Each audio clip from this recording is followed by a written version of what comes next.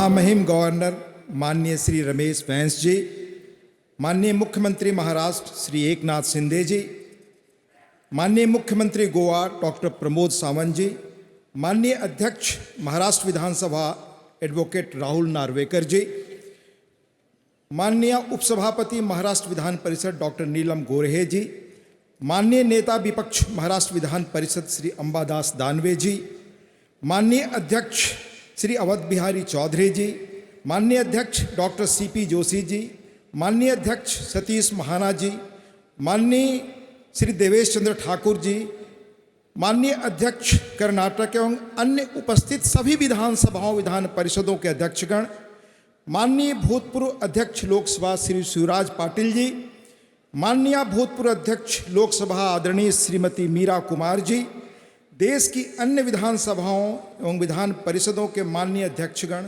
सभापतिगण, उपाध्यक्षगण, उपसभापतिगण एवं माननीय वरिष्ठ सदस्यगण, उपस्थित अधिकारीगण, मीडिया के भाइयों, देवियों और सज्जनों, सबको नमस्कार।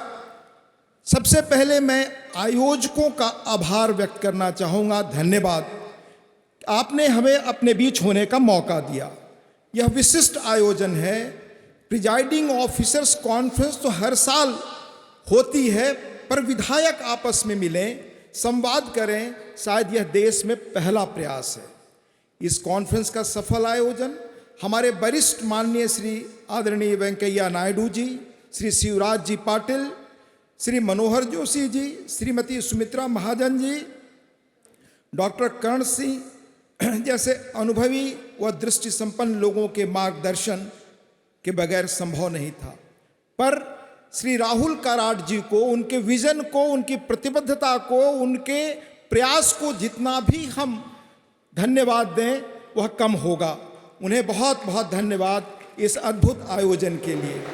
मैं बहुत कम समय में 12-14 चीजें पॉइंट वाइज कहूँगा। मुझे उम्मीद है कि इस 2 दिन के अति विशिष्ट कॉन्फ्रेंस में हम लोगों ने उन मुद्दों पर जरूर बात की होगी जो आज हमारे द्वार पर, मनुष्य, इंसान और संसार के द्वार पर खड़े हैं। पहली चीज, दुनिया परिवर्तन के टेक्टोनिक शिफ्ट की स्थिति में है, यानी स्तब्धकारी बदलाव के कगार पर। आज आर्टिफिशियल इंटेलिजेंस, चैट जीपीटी जैसे आविष्कारों ने हमें एक नई और अप्रत्याशित दुनिया के द्वार पर ला खड़ा किया है। यह डिजिटल एरा है। क्लाइमेट चेंज के अलावा data privacy, cyber security, machine learning, automation and ethical implication of new technologies के चुनौतियों के हल के लिए हम सबको मिलकर एक फोकस लेजिस्लेटिव अटेंशन की जरूरत है।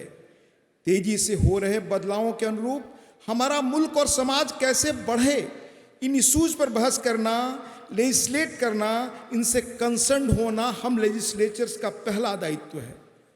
मित्रों, कोविड-19 के बाद का संसार, कोविड सदियों बाद संसार पर आई अप्रत्याशित महाविपत्ति साबित हुई। पूरी दुनिया की अर्थव्यवस्था, सामाजिक और निजी जिंदगी के हर पहलू पर इसके गहरे असर पड़े हैं। We as legislators have moral obligation to act decisively and swiftly to formulate policies and legislative interventions to expedite the recovery process in the wake of pandemic. Ukraine conflict ने इसमें आग में घी जैसा काम किया। और अगली चीज कि ये सारी चुनौतियां वो हैं जिन्हें हमें अपनी पार्टियों के घेरे से, निजी घेरे से ऊपर उठकर नेशनल कॉन्शसनेस बनाने की जरूरत है। तीसरी चीज का मैं उल्लेख करना चाहूंगा, समय इतनी तेजी से बदल रहा है कि वक्त और जरूरत के अनुसार अगर हमने कानून नहीं बनाए तो हम पीछे छूट जाएंगे। मैं याद दिलाना चाहूंगा, इतिहास से हमें सीखना चाहिए। लोकपाल एंड लोकायुक्त बिल 1968 में आया, पर कानून अंततः बन पाया 2019 में, 51 वर्षों बाद। 1960 में लॉ कमीशन ने बैंक्रप्सी लॉ रिफॉर्म्स पर रिपोर्ट दी, पर इंसॉल्वेंसी एंड बैंक्रप्सी कोड 2016 में बना। बढ़ती ट्रैफिक दुर्घटनाओं की गूंज सदन से लेकर सुप्रीम कोर्ट तक पीआईएल पर हुई, पर प्रभावी और व्यापक मोटर व्हीकल एक्ट 30 वर्षों बाद बना। नेशनल मेडिकल कमीशन एक्ट 2019 में बना। इस रिफॉर्म से नए मेडिकल कॉलेजों की संख्या बढ़ी।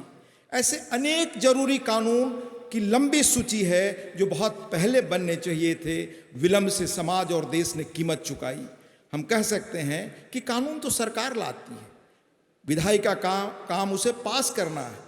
अगर सरकार किन्हीं कारणों से बिल नहीं ला पा रही है तो विधायिका बहस द्वारा उस इश्यू की गंभीरता एवं कानून की आवश्यकता को पब्लिक डोमेन में लाकर एक माहौल बना सकती है। अगली चीज, पांचवी चीज मैं कहना चाहूँगा कि आज की सबसे बड़ी जरूरत है नीड ऑफ डायनेमिक लेजिस्लेचर, यानी इन परिस्थितियों में जो दुनिया चुनौती और परिवर्तन के कगार पर खड़ी है, हमें डायनेमिक लेजिस्लेचर्स की जरूरत है। इसकी दृष्टि फ्यूचरिस्टिक हो, विधायिका भविष्य की चुनौतियों को बहस का मुद्दा बनाए, समय रहते देश, समाज और सरकारों को प्रभावी ढंग से सावधान करे। और यह काम दुनिया के दूसरे देशों में हो रहा है। ब्रिटेन में parliamentary office of science and technology है, वह भविष्य के निर्णायक मुद्दों पर तथ्य एकत्र करती है, पार्लियामेंट को इनपुट देकर उनका परीक्षण, अध्ययन और आगे क्या करना है यह प्रयास बताती है। फिनलैंड संसद की फ्यूचर्स कमेटी का काम उन इशूज को पहचानना और समझ विकसित करना है जो आने वाले समय में देश को प्रभावित करने वाले हैं। हाल ही में आपने देखा होगा, मुश्किल से 20-21 दिनों पहले अमेरिकी कांग्रेस की सीनेट ने आर्टिफिशियल इंटेलिजेंस को रेगुलेट करने के बारे में अपने एक्सपर्ट्स को बुलाया, देश के एक्सपर्ट्स को बुलाया।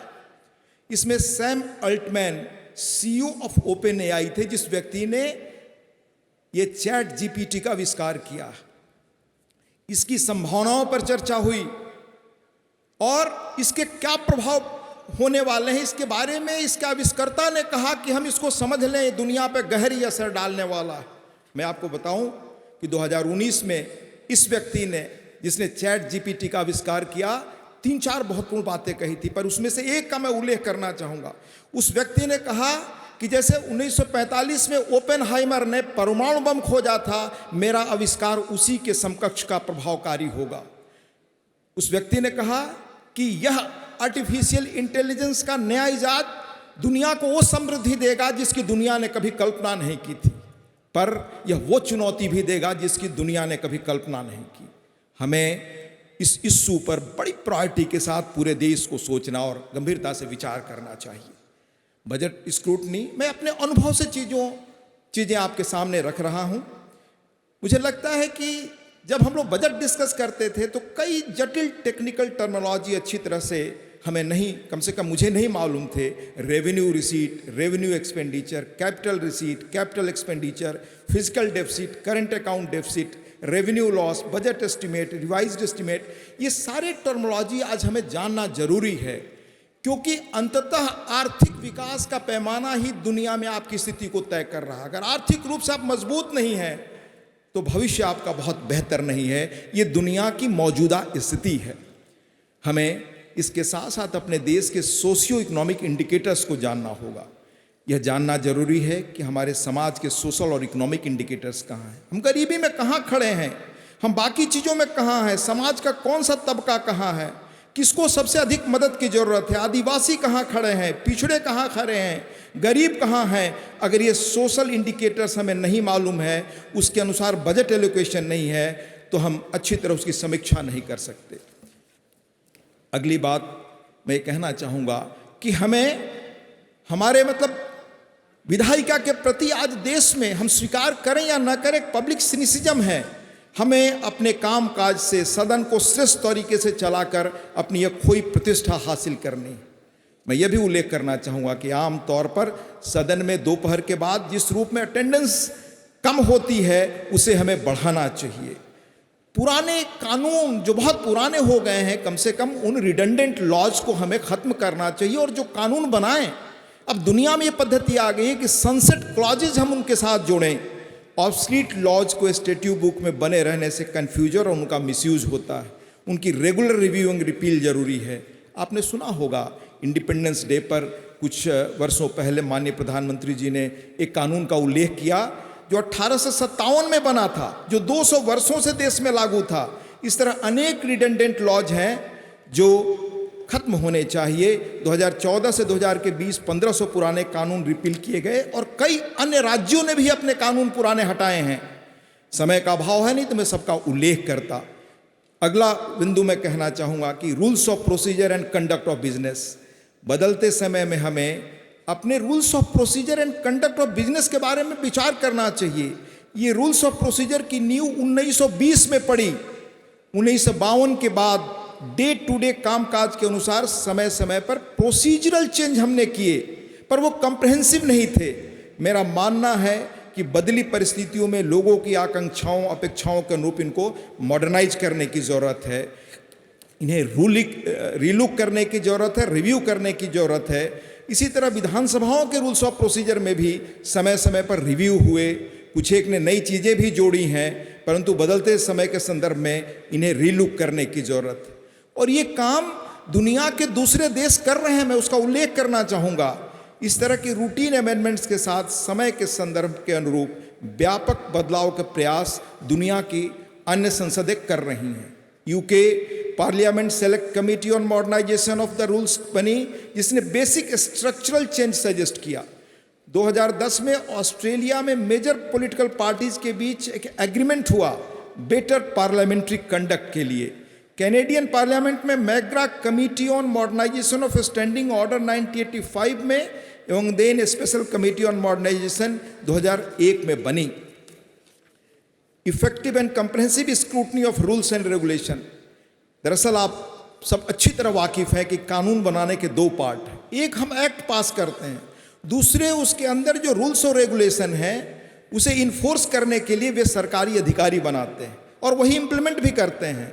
पर यह मॉनिटर करना कि रूल्स समय से बन रहे हैं, एक्ट के लेटर एंड स्पिरिट में बन रहे हैं, उनकी ड्राफ्टिंग ठीक है कि नहीं, यह देखना हम सांसदों और विधायकों का दायित्व काम है, सबऑर्डिनेट लेजिस्लेशन कमेटी का काम है। यह काम इफेक्टिवली और कंप्रहेंसिवली हम करें, इस पे हमें गौर करना चाहिए। Pending government assurances. इसी तरह 25-30 वर्षों से सदनों के फ्लोर पर मंत्रियों द्वारा दिए जाने वाले सैकड़ों एश्योरेंसेज पेंडिंग है। यह सबको पता है कि इन्हें इम्प्लीमेंट करने के लिए इनका न बजट में प्रावधान होता है, न ही योजना में ऐसे पुराने एश्योरेंसेज को चिन्हित करके ड्रॉप करना जरूरी है। इसमें अनावश्यक श्रम और जनता का पैसा खर्च हो रहा है, इस पर हमें गौर करना चाहिए। आप और हम अच्छी तरह जानते हैं कि पार्लियामेंट्री कमिटीज़ में कैसे हम विधायिका के लोग दलों के दायरे से ऊपर उठकर काम करते हैं। सरकार की अकाउंटेबिलिटी को इंश्योर करने और मॉनिटर करने का काम कमेटियों के द्वारा होता है। सरकारी अधिकारियों से सवाल पूछने का अवसर मिलता है। विषय के जानकार लोगों से हम बहुत कुछ तह में जाते हैं और सीखते हैं, इसलिए हमें पूरी तैयारी के साथ इसमें भाग लेना चाहिए।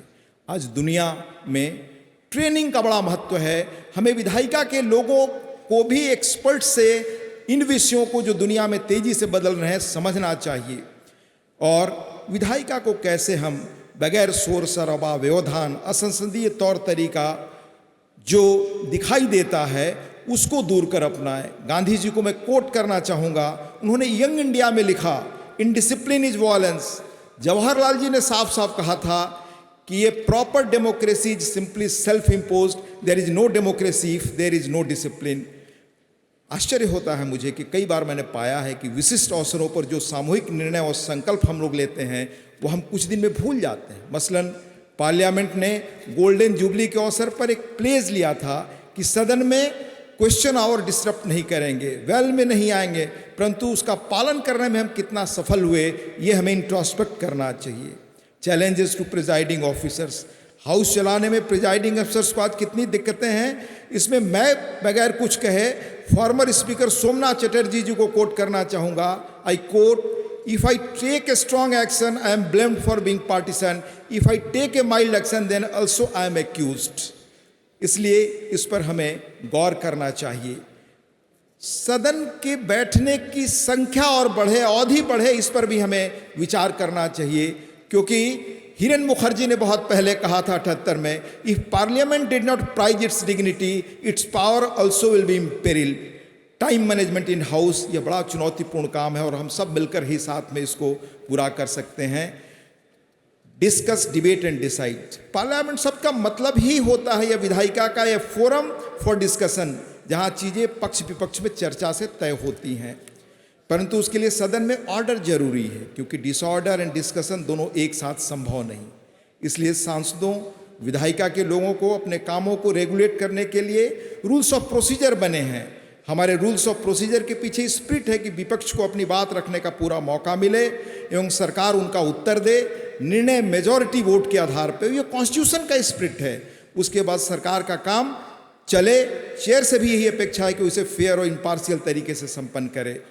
रूल्स एंड पार्लियामेंट्री कंडक्ट जो हमने मिलकर बनाया है उसका हम पालन करें, क्योंकि ये टूटता है तो बैलेंस खराब होता है।